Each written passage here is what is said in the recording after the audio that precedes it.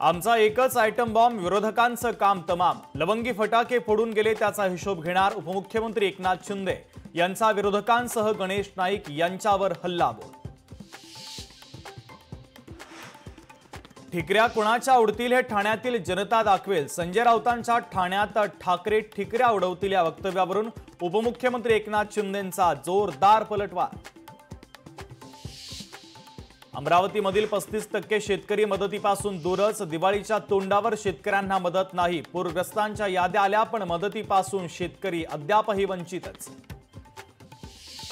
सरकारची मदत ही बनवाबनवीची. शेतकऱ्यांना मूर्खात काढलं तर सरकारला भोगावं लागेल. बच्चू कडूंचा सरकारला इशारा.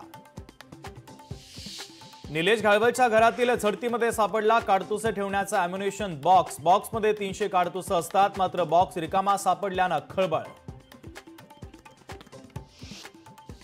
मुंबईमध्ये आज मनसे अध्यक्ष राज ठाकरेंचा बहुप्रतीक्षित मेळावा. मतदार यादीतील घोळ आणि निवडणुकांच्या संदर्भातील मुद्द्यांवर ठाकरेंची तोफ धडाडणार. पदाधिकारी आणि कार्यकर्त्यांना देणार कानमंत्र.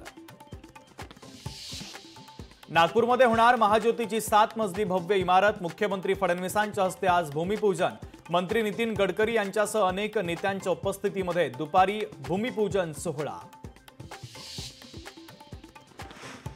उपमुख्यमंत्री एकनाथ शिंदे आज अंबरनाथमध्ये आज नाट्यगृहाचं लोकार्पण. अभिनेते अशोक सराफ, महेश मांजरेकर यांच्यासह दिग्गज राहणार उपस्थित.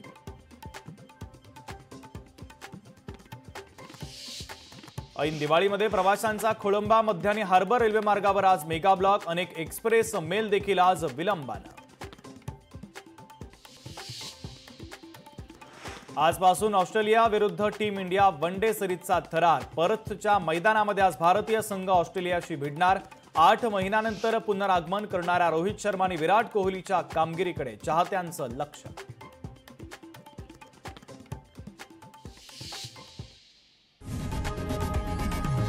लोकशाही मराठी ऐका, पहा, जागरूक रहा.